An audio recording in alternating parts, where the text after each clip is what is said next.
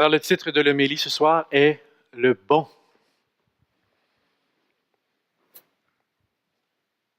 En ce dimanche du bon pasteur, on est appelé à approfondir à nouveau cette image. Je dirais que c'est une image traditionnelle, peut-être même ultra traditionnelle. Tellement, c'est peut-être l'image qui représente Jésus qui est la plus ancienne de toute l'histoire de l'Église. On a retrouvé dans des catacombes du 1er siècle à Rome la plus vieille image de Jésus, et c'est Jésus, le bon pasteur. Je pense que cette image a dû prendre dans la conscience des disciples, des premiers chrétiens, et tout au long des siècles. Les gens ont dû être très touchés par cette image. C'est si riche, c'est si profond, c'est si beau. C'est une image, évidemment, qu'on peut entourer facilement d'un peu de romantisme, hein, avec des images. J'en ai vu toutes sortes, hein, je regardais sur Internet les bons pasteurs. Ouais, certains, c'était beau, mais d'autres moyens. C'était un peu rose bonbon, si vous voulez. T'sais. Il y a toutes sortes d'histoires et d'images qu'on peut se faire de Jésus comme un bon berger. J'en ai pris une parmi d'autres, mais on voit un beau sourire éclatant. Et il y a quelque chose d'un peu, comment dire, c'est très joyeux, c'est très donné. On raconte une histoire que je pense que je vous l'ai déjà contée, mais je la trouve toujours très bonne. C'est un pasteur protestant, il était en Australie. Un jour, il marchait dans une région éloignée. Tout d'un coup, il voit un troupeau, un immense troupeau de moutons. Okay? Puis là, il se dit, waouh, là, comme pasteur, il était tout impressionné. Là, il pensait à Jésus, le bon berger. T'sais. Puis là, il voit un homme qui est en arrière du troupeau, qui était là, qui poussait les moutons, il les poussait. Puis là, il se dit, c'est drôle. Dans ma tête, j'ai toujours pensé que le berger, le bon pasteur, il est en avant du troupeau. Lui, il est en arrière. Fait qu'il s'approche du monsieur, il dit, monsieur, on m'a toujours dit que le pasteur est en avant du troupeau, puis vous êtes en arrière. Alors le monsieur lui répond, mais vous avez tout à fait raison, mais moi, je ne suis pas le berger, moi, je suis le boucher. Alors, c'est pas la même chose, hein, de guider, donner sa vie pour ses brebis, puis amener les brebis à l'abattoir. Hein? On n'est pas dans la même dynamique. Il reste que cette image du bon berger, elle mérite d'être reçue aujourd'hui encore. Moi, ce que je vous propose ce soir, c'est qu'on s'arrête surtout sur le bon berger. C'est pour ça le titre de l'homélie, le bon. Des fois, traditionnellement, au Moyen Âge, un roi ou une reine qui avait été très aimé, on disait Jean le bon. Hein, il me semble qu'on pourrait dire ça de Jésus. Jésus le bon. Et à travers l'image donc du bon pasteur, on va être appelé à goûter à nouveau, retrouver à nouveau la bonté que Jésus veut nous donner ce soir. Alors, première chose qui frappe dans le texte, c'est franchement très bien amené, c'est le fait que le berger connaît ses brebis.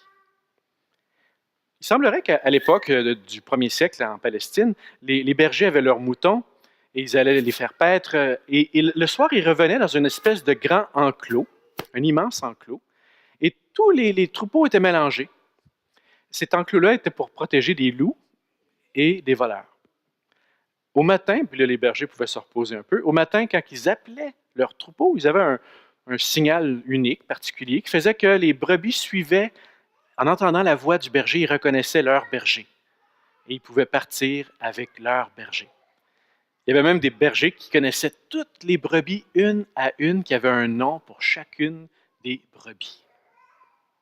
Alors, cette image d'un berger qui connaît ses brebis par son nom, il me semble que ça fait le contraire de ce qu'on peut parfois imaginer avec un troupeau. Hein? On pourrait penser, l'image d'un troupeau, c'est certainement quelque chose de très anonyme.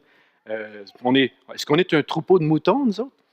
Bien, ce n'est pas une image anonyme. C'est au contraire une image unique, individuelle. Le berger a un lien avec chaque brebis. Et ça dit quelque chose du lien que Dieu veut avoir avec toi, avec moi. Dieu veut un lien unique.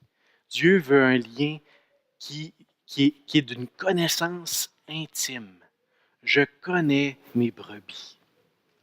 Et ça montre que Dieu n'est pas un Dieu qui nous regarde de haut. On pourrait dire Dieu aime l'humanité. C'est comme si un amour générique. D'ailleurs, je n'entends pas souvent les gens dire « moi, j'aime l'humanité hein? ». On dit « j'aime une personne ou un autre ou tel groupe ou tel endroit ».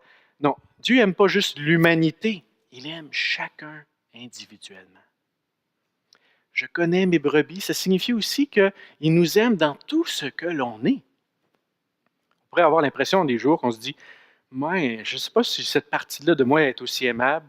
Est-ce que Dieu va m'aimer dans tout ce que je suis? Oui, Dieu nous connaît. Et même, il nous connaît mieux que nous-mêmes. Il connaît mieux que nous-mêmes.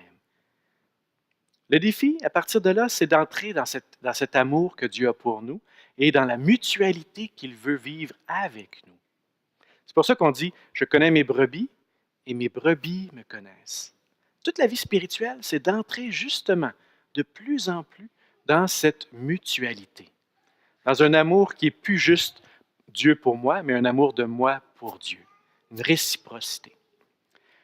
Donc, cette première image du bon berger me semble à propos. Dieu, comme le bon berger, nous connaît intimement. Deuxième chose que je trouve bien dit dans le récit, c'est quand Jésus met en comparaison le bon berger et le mercenaire. Bien, le bon berger, pour lui, ses brebis, elles comptent. Pour le mercenaire, non.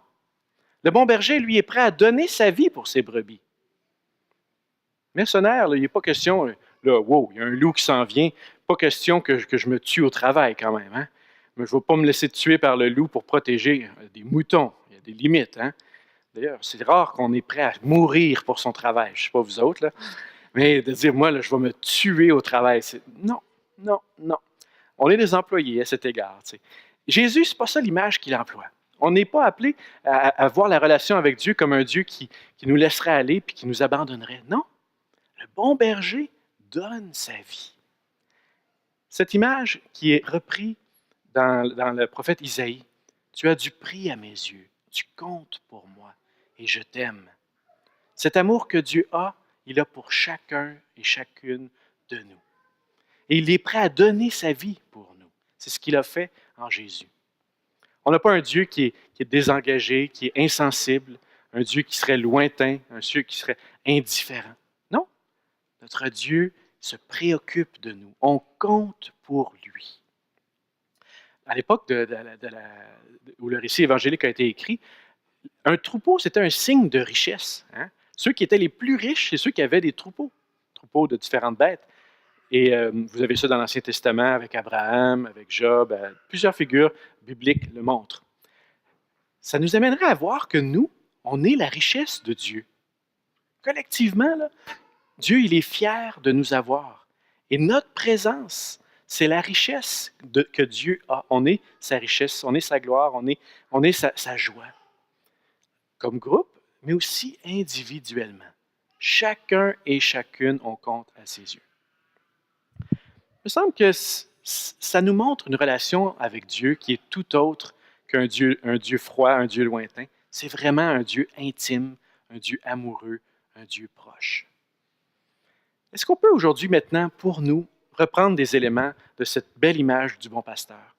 Il me semble que oui. Moi, mon souhait, ce serait que pour chacun de nous, ce soir, l'image du bon pasteur puisse nous rejoindre dans tout ce que nous sommes, dans tout ce que nous vivons. Si on pouvait nous aussi, comme le roi David, on lui attribue traditionnellement le psaume 23, si on pouvait nous aussi dire, le Seigneur est mon berger, je ne manque de rien. Sur des prés d'herbes fraîches, il me fait reposer. Si vous voulez aller plus loin, je vous invite à méditer ce magnifique psaume 23, un des plus beaux. Et il nous montre quel point Dieu, il se fait proche et nous aime, il prend soin de nous. Psaume 23. Si on pouvait, nous, à notre tour, goûter de cette tendresse, de cette bonté. Deuxièmement, on n'est pas juste là pour recevoir la bonté de Dieu, on est là pour la partager. Vous savez, le mot pasteur a donné un mot très traditionnel en Église qu'on emploie tout le temps, la pastorale. Puis j'ai appris qu'il y avait d'autres mots qui étaient rattachés aux mêmes racines. Pastoral, c'était rattaché au mot paître. Donc, on peut aller faire paître un troupeau, pas qu'on envoie les gens se faire paître. Là. On va envoyer le troupeau paître. Ça veut dire aller manger. Puis le mot repas aurait la même racine. Si on pouvait, dans notre communauté, dans l'Église, être une nourriture les uns pour les autres, si on pouvait avoir des relations qui nous construisent, qui nous apaisent, qui nous font du bien, il me semble que le bon pasteur nous appelle à devenir une communauté où on prend soin les uns des autres. À ce moment-là, ce n'est pas juste Dieu est là pour moi. Oui, il est là pour moi. Et il m'invite à devenir présence de Dieu pour les autres, à mon tour. Donc, dans l'Église, dans la communauté. Et s'il y a un endroit en Église où on est invité à avoir un repas par excellence, c'est, on l'aura deviné, c'est dans l'Eucharistie. L'Eucharistie où Dieu, à nouveau, se donne lui-même comme repas, comme nourriture, pour nous aider à aimer comme lui. Dernier point, c'est que Dieu, il ne veut pas juste qu'on soit entre nous, bien, il nous invite sur le monde. Et c'est ce que Jésus dit dans l'Évangile. Il y a aussi d'autres brebis. Et c'est pas que Dieu veut faire du recrutement, tu sais, venez-vous-en dans mon groupe, venez dans mon troupeau, venez dans ma gang, mes affaires. Non, le projet de Dieu n'est pas au niveau de la quantité, il est au niveau de l'unité. Il y aura un seul troupeau et un seul pasteur. Je crois que Jésus exprime là quelque chose qui touche un désir qu'on porte tous, celui d'une paix dans le monde. Qu'au-delà de toutes nos différences, au fond, on puisse enfin vraiment faire unité. Ce désir du bon pasteur, c'est que tous les humains, frères et sœurs, on puisse être unis avec lui.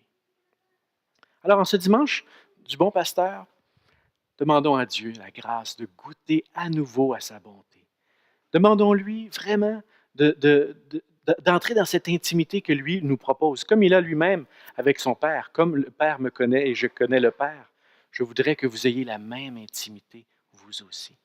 Demandons qu'en ce dimanche du bon pasteur, qu'en cette Eucharistie, nous puissions nous aussi goûter au repas. Le Seigneur vraiment est notre bon pasteur. Et sur des prés d'herbes fraîches, il nous fait reposer, qui nous donne sa paix. Amen.